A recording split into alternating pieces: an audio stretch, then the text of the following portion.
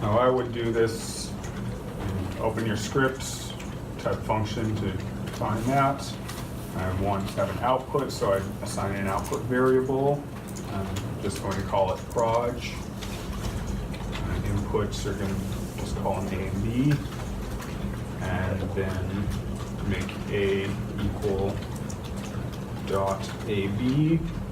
That's one too many commas there. Divided by dot BB times B.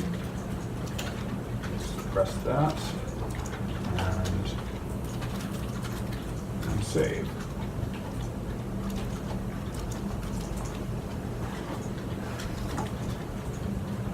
So now if I go back to my command window, you remember up here we had just typed the whole thing out with those two vectors, v1, v2. So now if I just do proj v1, v2, it'll give me that exact same value. So again, that's the benefit of something like MATLAB, that whatever calculations you're working with, you can combine them into something like a function and save yourself a lot of time when you do it 100 times. And also, this is just, in general, a good skill to start developing, is being able to take a mathematical expression and convert it into MATLAB language. Next week, we're going to be doing a much more involved mathematical problem called the Gram-Schmidt orthonormalization process. And I'm going to be walking you through that. And then you're going to use it to solve a couple problems. Okay.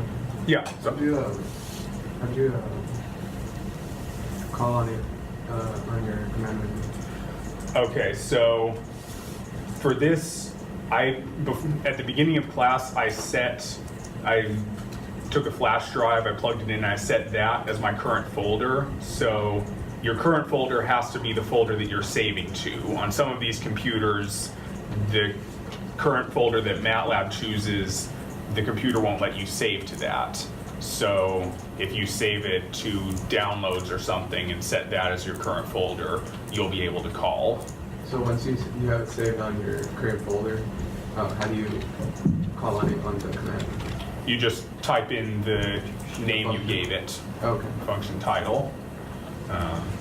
Yeah, and there are ways, this is an example folder, but as you get much more involved and get folders and subfolders, and there's ways to tell MATLAB to be able to look through all the subfolders or specific subfolders for specific functions. You can mess with its path so it's not just looking at one level of one folder, but the current folder is always going to be the largest it will look at. So yeah, what's up? Yeah, then what did you pass in for A and B? When I did it here in the command window, Yeah. That was the previous vectors I defined of Like V1, V2. So that's what they were. And so yeah, then I just plugged it into projection and got that. And you'll notice if I do it in the opposite direction, if I do projection V2, V1, I'm going to get a completely different answer, because now I'm looking at whatever part of V2 is going in the direction of V1.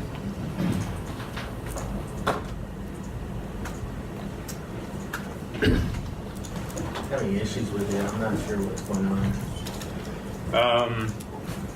Okay, I will come back to that and help you with it at the end. So. right now I want to move on to basis, and this is really going to be the last thing we talk about today. And again, this is something you're going to spend probably the whole, if you take linear algebra, you're going to spend the whole second half talking about spanning sets and basis and linear transformation. But a very quick introduction, a basis of some space is just a set of vectors that are all linearly independent and that can combine to reach any point in that space. So a simple basis that pretty much everyone is familiar with is for our our space R3, where we have our Z, Y, and X-axis. Can everyone see that? Did I draw that a little too low? We have our unit vectors of I hat, J hat, and K hat, which can be written numerically as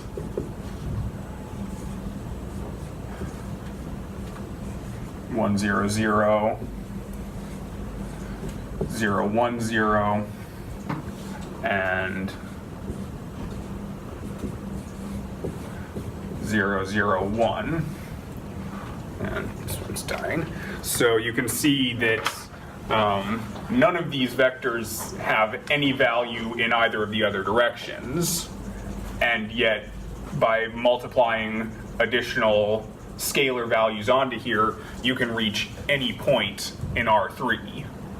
So that is a standard basis, the standard basis for three-dimensional space.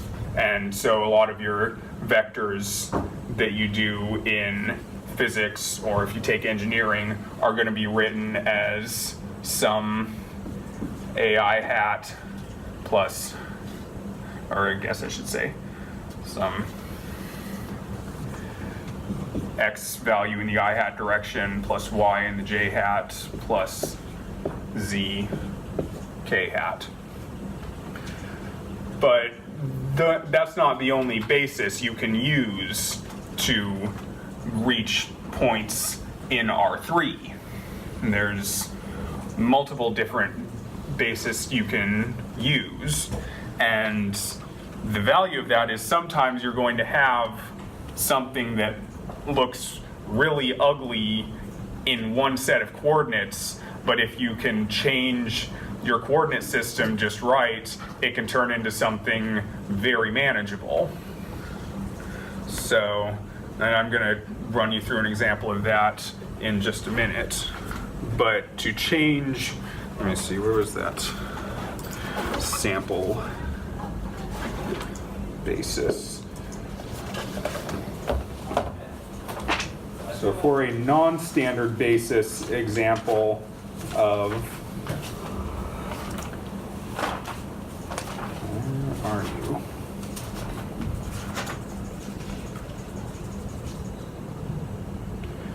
So for a non-standard basis of R3, we could look at instead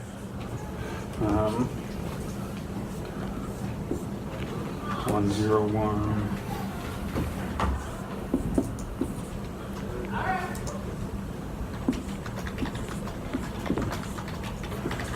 And I'll ask you to take my word for it that this is actually a basis. But with these three vectors, you can still reach any given point in R3.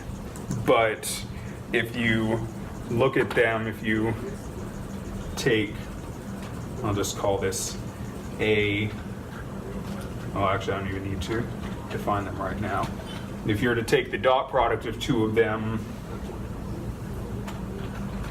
1 0 1 and 0 minus 1 2, you see this isn't 0. So these, as opposed to these where they're all orthogonal to each other, each of these basis vectors has 90 degrees between them. With these vectors, that's not necessarily the case.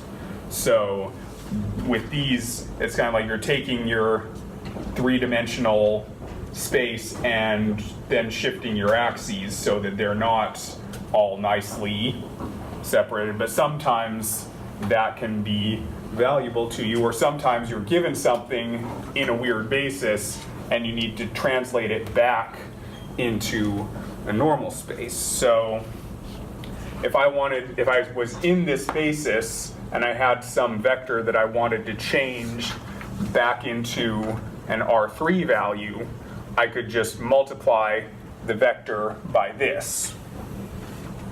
If I wanted to take a vector in R3 and put it into this basis, I would have to take the inverse of this and multiply the vector by that. And then you can even go from one non-standard basis to another, just multiply it by your starting basis and then the inverse of the final basis. So to give, this is all kind of theoretical right now, so let's look at a nice little visual of this. No, go down. So this time, we're not going to use the script. I'm going to show you how to use a live script. Now, you can't make functions in a live script, but the nice thing about a live script is that it lets you very easily follow your input and output along every line. So you can type out the actual code of a function and watch it run line by line, get the bugs out, and make sure it does what you want it to do. And speaking of, let me just make sure I remember what I'm doing. So to start, what I want to do is, you've probably all seen the kind of thing where you draw a whole bunch of straight lines and just slightly vary the slope, and it ends up looking like a solid curve. So I want to create a little bit of code that will do that. So first, I'm going to give it the hold on command. This means that when I plot something and then plot another thing, it will plot them both on top of each other rather than replace the first with the next. So now I'm just going to create my for loop. So I'm going to... You said it won't repeat what? So that has to do with how the plot function works. I'm going to be using plot to display the visual of this. Normally, if you have hold off and you plot one line and then you plot another line or point, it will erase the first one and just show the most recently plotted line or point. So hold on makes it show all of the lines I'm going to be having it plot so that we actually get the illusion of the curve. So I'm going to take this I equals 0, and I'm going to go small steps of 0.1 to 10, and plot just, you need a x value and a y value, so my x is going to be 0 to I, and my y is going to be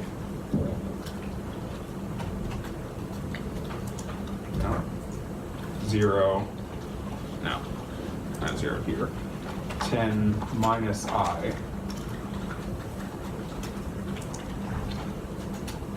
to 0. So this is basically saying that at each step of this for loop, so it's going to start, my x is going to be 0, 0, and my y is going to be 10 minus 0 or 10.